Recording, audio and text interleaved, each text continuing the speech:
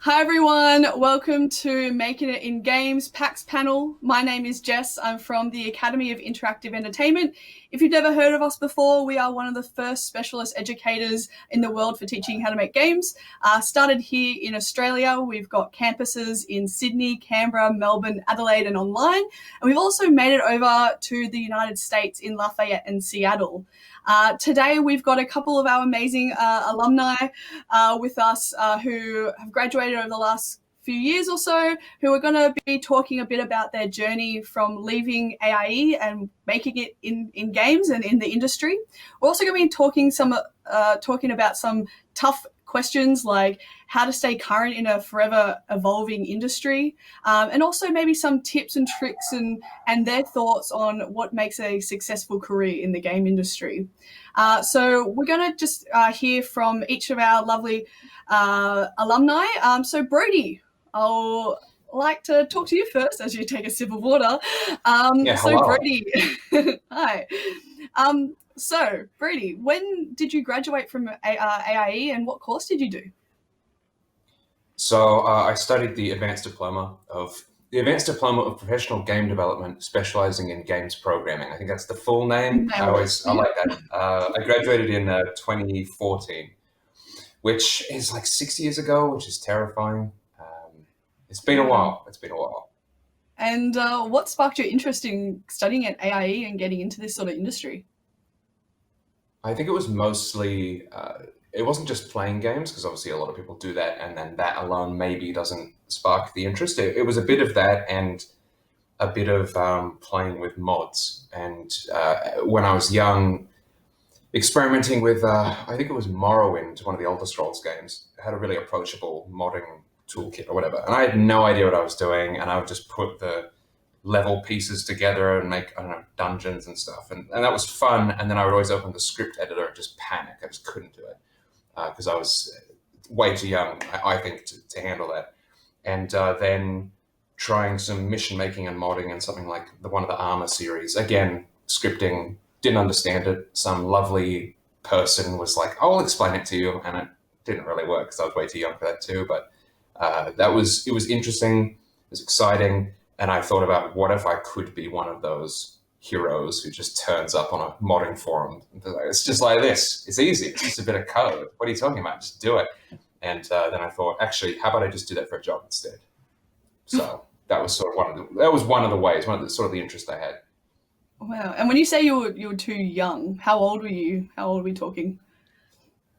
Oh man, the stuff with Morrowind would have been early teens, I think. Um, so I honestly don't know. Whereas Armor was more like, actually no, I think, oh geez, some of that actually would have been primary school. So year five, year six, I'm thinking now of getting Armor, maybe arriving in the mail after primary school one day, being excited. I think it was primary school or early high school, something like that. So early teens, that kind of thing. Um, Pretty young. I mean, some people can do it, but I was just to self-teach it. It was just a lot, but it was interesting Yeah. still. And look at you now. Yeah. Look at me now, all grown up. Yeah. I guess so. Since leaving AIE, what have you been working on? Where have you gone? What roles have you done? Any projects you can talk about that you've worked on? Let us know.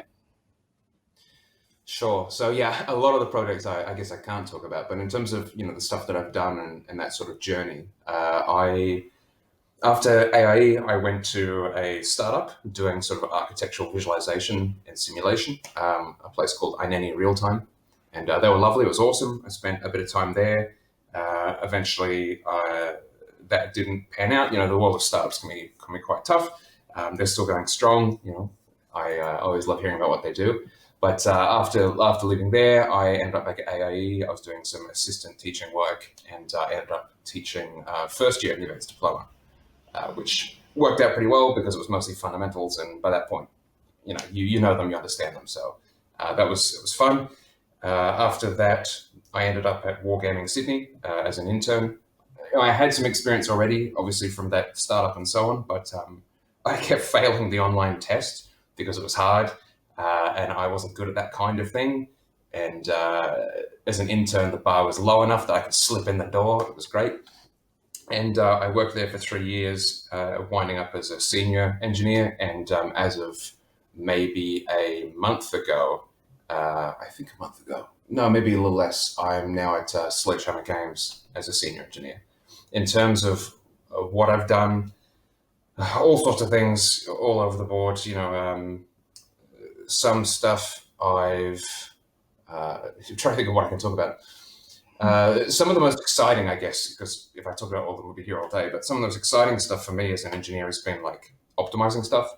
For example, if it's a workflow or something that we're using in a studio and it's taking a long time and everyone's getting annoyed by it, just getting in there and spending a bit of time making it faster, that's sort of really satisfying. Before it took this many minutes and now it takes a fraction of that sort of stuff. So a bunch of that over the career has been one of the prominent things, really exciting, one of my favorite areas to work on. In terms of other projects, I mean, what you're seeing now, that was my final year project at AIE in second year, done in Unreal, just myself as a programmer and Eric Fear, someone else in the industry. He was the artist on that. This is one of the things we did. And super useful, it turns out, to have a cool looking final year project if you're trying to get into the industry. It's really helpful to be able to I milked this for years, just like, hey, here's a link. Can I work for you? And it was. And here we are now, we're still milking it. Still milking it. Yeah, well, still, you asked me for a video. I'm like, finally, I have one. It's the same one, actually, for years. You've probably already seen it. We've all seen it. Yeah. That's so those are some of the projects and some of the companies. I mean, there's another project which you'll probably see at some point of. It was a game mode for World of Tanks Mercenaries. Beautiful. A game mode for World of Tanks Mercenaries. Basically, that's the console version of World of Tanks. It was the Commander mode, which is like an RTS sort of style game mode. On something like that, I did a lot of, for example, vehicle pathfinding and driving AI, making sure that, when you have a bunch of vehicles and you say, go here, they don't all just run into each other. So that can be a bit of a difficult problem. We had a problem where, like, you'd send them all along a narrow bridge and some of them would just drive right off the edges, like all sorts of, it'd be frustrating as a player and having to dig into why that happens and solve it, which is a lot of fun. So those are some of the projects. There's a lot more, but, only so many I can talk about. Yeah, no, that's fair enough. Thank you for that. And you were like, I guess, a junior, and now you've progressed to a senior position in how many years since leaving AIE? 6 years? Yeah, I think the real transition there was at Wargaming, which is like intern to senior in like maybe 3.5 years. It feels like a bit of a lie because I wasn't really an intern, but that's what I tell people because I like how it sounds. But yeah, so overall 6 years, I suppose, as a student, graduate, I should say, to senior. Wow, that's amazing. Thank you so much for that, Brody. I think Inga, we'll hear a little bit about your journey since AIE. So when did you graduate and what course did you do?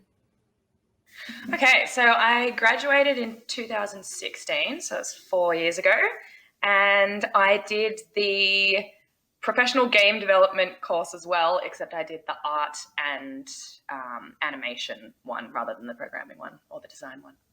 Yeah, awesome. And what sparked your interest in getting in this sort of area in game development, 3D art? Yeah, my journey was a bit of a random one because after I finished high school, I didn't really know what I wanted to do, but I knew that I wanted to do something to do with art. So I went to art school and got an honors degree in ceramics, which is the most random thing that you can possibly choose. But I was making characters and environments and things out of clay and fabrics and stuff. And at the same time, I was studying philosophy and writing a paper on video games because I play them and I love them and the sort of immersive nature of video games. So it kind of, after kind of putting these two things together, I was like, well, I like to make sculptures and I like to talk about video games and stuff. So then I kind of realized that I needed to study more and get into video game development. So that's what took me to AIE next. Cool. Yeah, definitely those skills, 3D modeling, I guess live modeling definitely transitions to those 3D sculpting sort of tools as well. Yeah, it was amazing. I felt like I already had kind of a bit of practice in like ZBrush, except like IRL ZBrush. Yeah. No VR technology here, just real life sculpting. Yeah. So since graduating 4 years ago, what have you been doing? What roles have you done? What projects have you worked on? And yeah, let us know. Yeah. So I actually got a job while I was still studying at AIE, working at a company called S1T2. That was in my final year, where I was making a virtual reality game called Kept for the final year project. And excuse me, this was also being built with S1T2. It was kind of like an industry collaboration project sort of thing. So after I finished making that with them, I ended up getting hired by them full time and ended up working with them for like 3.5 years. And while I was working with them, I went from being a junior artist to kind of mid artist to then being the art director of the real time team over my time there. And since then, I have now left, and I've been a freelancer for a couple of months. So that's kind of my journey so far. Awesome. And some of the stuff at S1T2, it's not straight up like a lot of the times it's not video games. They work on a whole bunch of different sort of creative sort of fields. Are you able just to elaborate a little bit more on what they did at S1T2?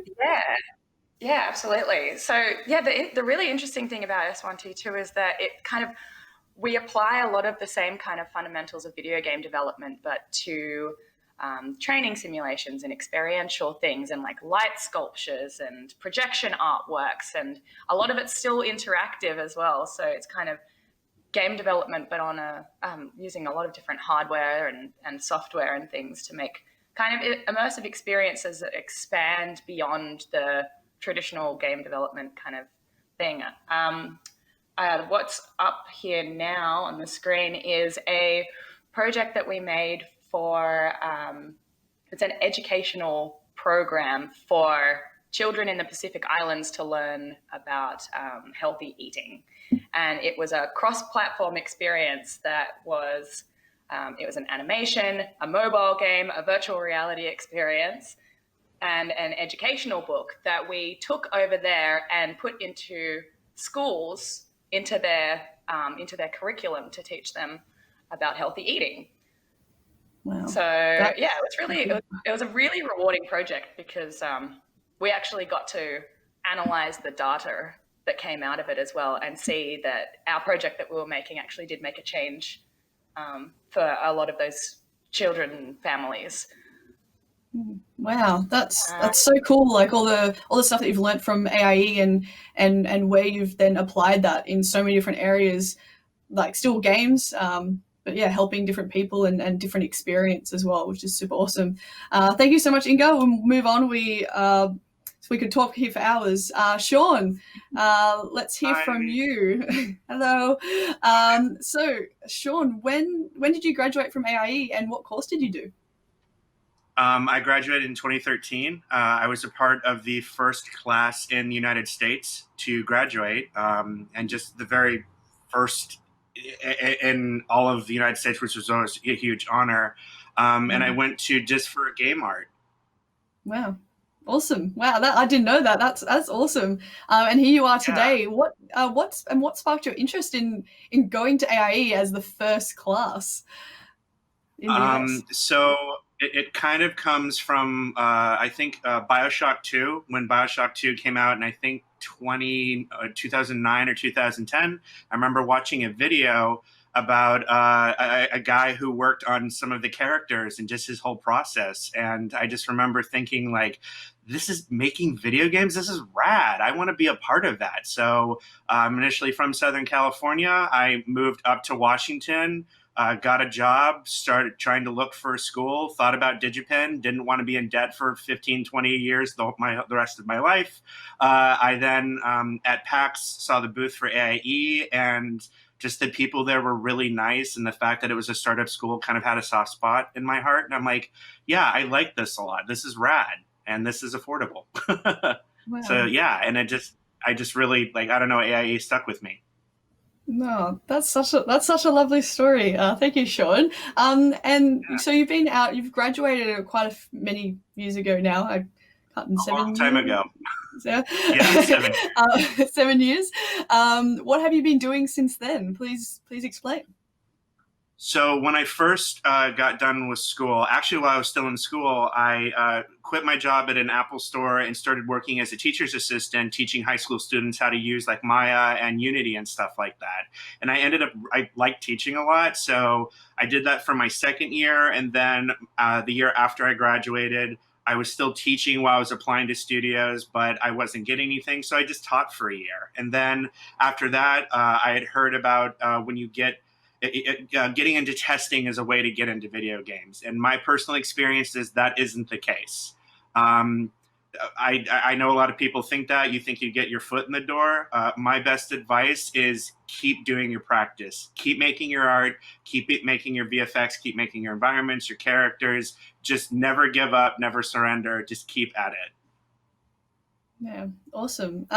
And what are some of the projects? We've got some videos up here on screen.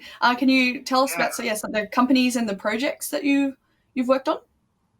So currently, what's on screen right now is the latest demo we released for Halo Infinite, a project that means a lot to me. I'm a huge Halo fan.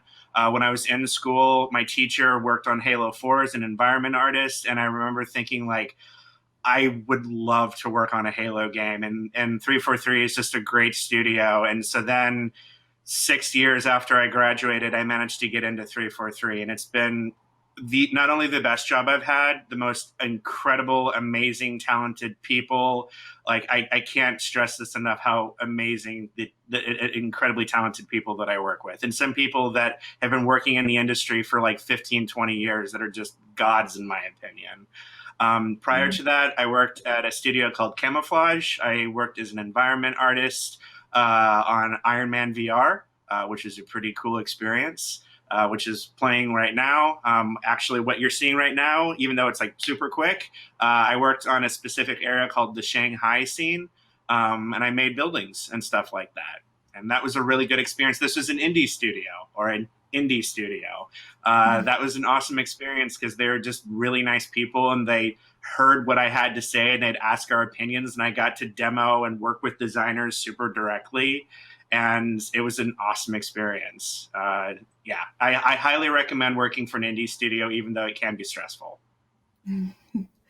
Wow, you've worked on some really amazing projects, and that Halo story is like, it's so cool that you like a teacher taught you that worked on Halo, and then now you've worked on Halo. It's like full circle, and you also done teaching as well. It's beautiful. Yeah, I when I got the job at 343, I texted him and I'm like, so I'm working at 343. He's like, what? And I'm like, yeah, like, you deserve that. I'm like, oh, thank you. Yeah, it meant a lot to me. And then what's playing right now is the trailer for Forza. I was a vehicle artist. I specifically worked on the Bond cars. That was a really cool experience. I'm not a huge car person, but these games are like stunningly beautiful. So yeah, I got to work on this, and it was just a great experience. I have heard that making 3D model cars can sometimes be tricky. How did you go with making cars? It's so FYI, every car you see was touched by a lot of people. No one person worked on this, and I think that was actually a really neat experience because the other places I worked at after that, I owned everything that I've made. But in here, especially because the cars are the main character, you and many other people are touching it, and I thought that was a really neat experience. I can't go too much into what I did, but I worked with people from outsourcing studios sometimes, and people within the studio about working because the car is made up of the outside and the inside. And then this is personal work. Yeah, this is beautiful work. Did you want to maybe just explain a little bit more of some of your personal projects? Yeah, so when I was working at Amazon as a 3D artist making furniture, woo! But I wanted to, on my own personal time, work on a scene in Unreal, and just Unreal is, in my opinion, the best engine that exists. It's just very artist friendly. It's very most artists tend to be very visual people too, so it's just really easy to use. I worked on this on my off time, and I just found concept art, which I recommend to any artist on your off time, push yourself, find a concept that you dig on ArtStation, ask the concept artist if they're okay if you make something, and then just hammer out a full scene. I've gotten a lot of compliments from people in the industry about my presentation for this and how I broke the scene down on my ArtStation. But also I got there by asking other people for help. I'm like, hey, what do you think about my breakdown? Some people gave me critiques, and I listen. I think one of the best things to do is ask for critiques and then listen and try to implement those critiques. Awesome. That's some really good feedback for anyone out there looking to get into games and especially 3D art and art. Thank you so much for that, Sean. So I'm just going to kind of jump in and let's talk to everyone. How's everyone going? Yay! Doing good. Doing good. Thank you so much. Thank you so much for that little bit of insight on your journey into games, into game development. Is anyone playing any games recently or doing much research over the last little while? Probably more than I would like. Yeah. Any games that you want to announce that you've been playing? Announce it like a press release. I've been playing a lot of Hollow Knight, which I'm actually wearing a Hollow Knight shirt. I have a soft spot for 2D side-scrolling games, and that game is very hard and beautifully made. Awesome. Yeah, I've been playing a lot of multiplayer games online, like party games and stuff, mainly like Fall Guys and Bomber Grounds and stuff. That's been just really cute, simple games that you can play a couple of sessions quickly, like in between like jobs and stuff, or like while having lunch, I can just jump in and play a game. I think that's a really interesting thing that's kind of come out of the times that we're in at the moment, is that people kind of want to all connect and have these kind of party moments together, which has been really fun. I think I've gone the opposite direction, which is to go like really deep into stuff for hours and hours at a time, like really grand strategy, Stellaris, or really sort of hardcore medieval stuff, Kingdom Come Deliverance, just like disappearing for hours at a time, maybe as my own response to the situation of like, I don't want to connect, I just want to disappear. I'm gonna connect with people who aren't dealing with the situation. Maybe that's what's going on, but definitely the opposite of that. Fair enough. So you think during this time that we're in at the moment, it's kind of either, I guess, helped you to reconnect to games or have that extra time to be able to play games or even do research into any sort of game development tools or anything like that? I'm not I sure can if say as an artist. Sorry, come on, Brody. I was just going to say, I don't. You could sort of go down that road, right, of playing a lot more games, but there's also other directions you could go, like, oh, I'm going to do more hobby stuff, or I'm going to, I don't know, work out more. Or so you could do that. I guess it can be useful. It's just having more time in general allows you to do things like that. But despite what I said before, I'm trying not to spend, like, oh, why even bother? Because you can't go anywhere anyway, and then disappear for 8 hours at a time. Like that's a dark road to go down. Yeah. But I went through the exercise one as well now, but I found that it's been really good for personal projects, which has been awesome. I don't have travel time to work anymore or anything, so now I'm like, all of my extra time is just doing personal art projects, and it's actually started me doing Twitch streaming as well. So I've started since the whole like lockdown thing, I've started doing art Twitch streams and teaching like Unreal development and 3D art stuff, and doing like little kind of tutorial segments, which I probably wouldn't have done unless I was kind of, I don't know, trapped in a room. So it's been super positive. It's been good. I try to keep pushing myself with learning new programs. I'm really trying to learn Houdini a lot more because Houdini, I think, is the future of 3D. And also like with the announcement of Unreal 5, I geeked out a lot over that trailer. So I like learning new programs as much as possible. And I've been trying to get into 3D printing for my D&D campaign, of just making 3D models and then 3D printing them and stuff like that. Me too. I'm making my D&D character at the moment. Yay! Yeah, it's rad. Like Let's I'm not a do this 3D panel. artist. Let's Wait, just play D&D. right? Like I'm a 3D artist. I can make stuff in 3D, like, and then 3D print it. That's rad. So Yeah. Super cool. Do you think it's super important to, like, you do your day-to-day jobs, you go to work. Do you think it's really important for, like, outside of work hours to be researching new tools, platforms, playing games? If they're, PlayStation 5's coming out, will you get that? Did you get VR? Do you think it's really important to, I guess, stay on top of these new tools and items, I guess? Speaking Yeah, from I think it's really important. I agree. Sorry, speaking you from personal experience, I feel like less about the platforms and tools, speaking personally, but more just in general the idea of working on stuff.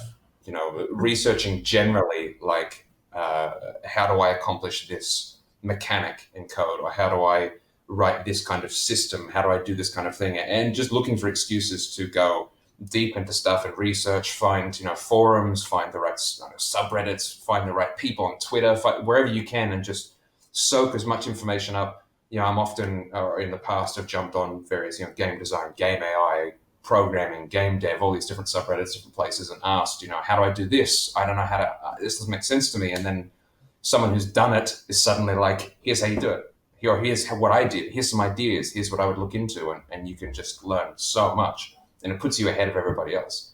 But whereas playing games, I don't necessarily think helps that much, particularly if you're going to be programming and at like the bigger scale. Because if you're deep down in the systems of like tools or whatever, like it doesn't really matter if you've played the latest games, I think. Well, for me, I will, if I see a game that comes out and I'm like, I love that art style, I will buy it and I will go and sit in that game and I will go and look at that rock and analyze it. I might not even really play the game, but I buy games for the art stuff so that I can pick it apart and recreate it or whatever. But in terms of like doing personal projects and stuff, I find that I try to keep a good balance between like upskilling in tools and learning new programs and doing tutorials and stuff, but then also just like personal practice, like making sure that I really immerse myself in like a ZBrush sculpt or something so that I'm keeping up with my anatomy practice, or I'm keeping up with my like whatever, XYZ, doing trees or plants. So yeah, keeping that kind of balance. So I'm like not all about the technical program side, not all about the self-practice, but trying to share it around. I'm the same as you. Like when I see new games, I love playing them and then like going through it. Like I hate being rushed in a game because I just want to stare and look at something. And then I love trying to then guess how these objects were made in game too, because different studios do things differently. And then I also think we can a lot of the times learn from each other too. And I really like being able to be like, wow, how did they accomplish that? That is gorgeous. And just admire people in the industry in general. Mm-hmm. Me too. Awesome. Yeah, that's awesome. Yeah, I can definitely say that I've spent many hours walking along a wall in a game, just like trying to find the seam or something. Just like walking along there. So you find, it is super important to always, I guess, be keeping an eye out there for the next thing, or just always things that interest you as well, making sure that you're staying current, I guess. I guess my next question would be, I guess, like you've all been in the industry for quite a few years now, and you've all done a array of different things. What do you think has kind of changed throughout these, I guess, like 7 years 6 years and 4 years, I think it was. What kind of has there been any changes in the way that you work? I guess at work, if you can talk about it, and then at home, and what you've seen changed over this time. Oh, I think for me the most exciting thing was texturing programs. Kind of when I first started, I was using like Photoshop, and then it kind of 3D coat a little bit, and using like Quixel a little bit, and then Substance came out, and like everyone kind of jumped on Substance, and that became like the big thing. So it's been really exciting for me from going like painting on flat UVs to using Substance and using like realistic textures and stuff has been probably the biggest thing for me over the past couple of years. Yeah, same for me. I actually almost went the same route. Photoshop, ZBrush, and then I found Quixel, and Quixel seemed so rad because it plugged into Photoshop. And then my friend at Bungie was like, start using Substance, and I found Substance, and I'm like, oh, this is a game changer. So, yeah. Yeah, for sure. It's so exciting. Yay. Yeah. It's so rad. I love that program. Me too. On the non-art side over here, the group of people who can't play games and look at what code looks like, so it explains that answer. In terms of what's changed, speaking, I guess, again, broadly, not about any company in particular, but looking at the industry, I feel like there's definitely been more movement towards some of the bigger, not bigger, but the well-known engines like Unreal and Unity, be it for its artist friendliness or what have you. From an engineering point of view, that's really interesting because some people like myself may have gotten in the industry for the idea of being an engine programmer, and then people start going, oh no, we don't really need them anymore. Other people are going to do it for us, and that's a whole interesting sort of change. Not to say that you can't do it, it just means you need to work a little harder and really push for it. But that's probably one of the biggest changes. You'd hear about in-house engines, be an in-house engine programmer, learn C++, do all that, which I still think is awesome, and you should still do if that's something that interests you. But there's more of a shift towards, generally across the industry, Unreal, Unity. So that's been weird, and I guess kind of unexpected to how much that's happened. But times are changing, I suppose, in a way. Yeah. But not everywhere, I should say that. Yeah. So that's super interesting. It's amazing how short of a time, like in the art world, how many programs you guys have been through. And I don't know, there was like 4 or something that are the main ones that you changed through. Do you see some of them just like never going to be used again in the next like 5 or 10 years? Or do you see any of these programs being obsolete at some point? I don't know if people still use Mudbox. Sorry, do people still use 3D code? Not really. I mean, I'm not sure. I don't even know if that many people use ZBrush to texture. I mean, I'm sure some people do, but I feel like that's like more old school ways of doing it. Yeah, for sure. I think a really interesting one is the 3D modeling software like Maya versus Blender.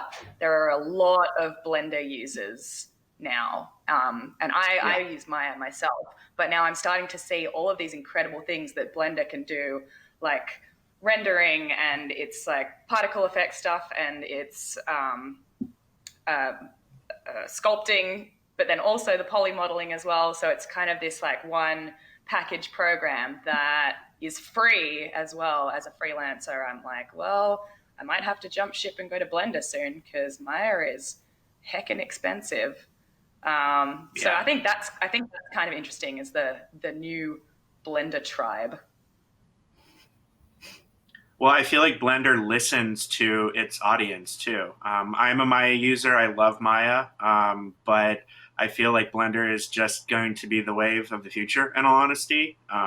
And I'm going to the same. I want to start learning Blender because I have a lot of coworkers that are like, "Oh, you're using Maya? Nice, man." And I'm like, "Oh." And a lot of people use Blender. at multiple studios that I've been at. So I think I'm going to start teaching myself. Yeah, me too. We have a very similar like storyline. Yeah. Artists, yay. Hey, artist. Yeah, I don't use Maya much at all. It's crazy. Yeah. Or Blender. You speak a language that I just don't understand, but I respect a lot. In terms of, I guess, stuff that's obsoleting in sort of my area, there's not really anything I can speak to specifically, but I guess more addressing the idea that something is becoming obsolete when I don't think it is, which kind of contradicts what I just said about engines, but there is often a public opinion of like, there's no point learning low-level stuff and like low-level, fast, efficient, don't need that anymore. The engines will take care of it. But I think that's a very surface level view. So this is the opposite of your question. What's not becoming obsolete that people think is becoming obsolete is that kind of low-level, C++ engine type skill. It sounds like it is, but it's not, because even if you go somewhere that's using one of the big engines, if you're doing that and you're shipping a AAA game, you're going to probably tear the crap out of that engine and do all sorts of stuff to it and change it, and that's where you need engine programmers. So don't be afraid if you're interested in engine programming out there. You still got it. It's going to be fine. Good to know. I'll tell my friends. Go tell everyone. So with like the changing of programs and platforms and all these different tools, how do you build on your skill set? Like you did talk on it briefly, all of you, saying you're always just looking at the next thing, tinkering around with different projects, so you're always upskilling. How does your work give you any extra time, if you're allowed to talk about it, to build on these skills, or it's just more on yourself and what you've heard through the grapevine of this is the next program or platform? Do you get extra time at work to do these things, or it's just something that you like to do just on your own from what you've heard around? I'm a little bit of a workaholic in the sense that I get super lost in what I'm doing. So not as much at work. Though when I first started quite some time ago, I was able to, something called hack time.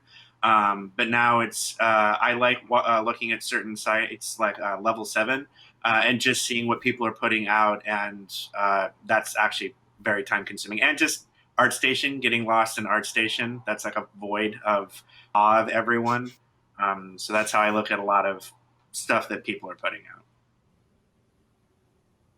I was pretty lucky when I was at S1T2 that we had a lot of small turnaround projects. So it was really good for kind of upskilling in random little things that we wanted to try out. We could kind of cater our projects around wanting to learn different skills and things. Like we had a virtual reality thing and we wanted to try some NVIDIA smoke or something. We were able to incorporate that into the project, so we were able to learn some interesting new skills. So that was incredible at S1T2. But I'm also now newly freelancing because it is giving me more time to be able to do my personal projects, which is something that I've been wanting to do for a really long time. So kind of working part-time on random jobs that are actually quite similar to the things that I was doing at S1T2, a lot of virtual reality stuff, but then also I'm able to now choose the days that I want to be able to work on my own upskilling and stuff, which is very lovely. For me, most of that kind of crazy working on stuff on my own time was really as a student and sort of early days in the career, in the industry, I should say. So like at AIE, we were doing 2.5 days a week. I would come in the other days and just sit at the back of a classroom and keep working. The campus would be open until 9 or 10 p.m. 3 nights a week. I'd be there those 3 nights, staying back, just grinding on anything I could, any assignment I would pick. Like, oh, we've got to do this. Okay, how about if we add a whole scene graph system? How about we add this stuff? How about we add this stuff? I want to do all these crazy things that I've heard of, and I'll just go and deeply, sort of research, look into. So it's that kind of thing, I guess, that really helps. These days, it's really a time thing. Like how much time do you want to put into this versus that? And I'm sort of trying to get a bit more work-life balance. But definitely in the past, I'd spent a lot of time outside of work still doing stuff, and you sort of start to feel guilty if you don't, and that's kind of a dark road too. So you've got to be a little careful. And try to balance it. I try to balance a little bit more because it's scary, especially as a freelancer who can pick their own time. You're just gonna, it's a slippery slope. I don't envy Living you. the best life, You have to be a little bit careful, I find, working full time and then trying to do it all, because you can actually really burn yourself out and damage that drive to be able to do personal projects after work and stuff. So yeah, burnout's a thing that exists. Yeah, and also I think it's really important. I think it's really important to take care of yourself and separate yourself at times too. I know there's been some articles in the past few years coming out about unbelievable crunch at some studios, and I feel like actually the industry is going in a much healthier route where they're like, take care of yourself. And I think I'm really happy to see that happening. Me too. That's a really good kind of segue there for a question that I had kind of lined up is, what are some challenges that you can see like the industry facing? Hopefully we are moving into a better work-life balance, but it has been quite challenging in the past. Is there any other sort of challenges that you can see the industry or your company or as a freelancer in terms of the different platforms, programs, the diversity, in-app purchases, free-to-play games? Any of those things kind of spring to mind?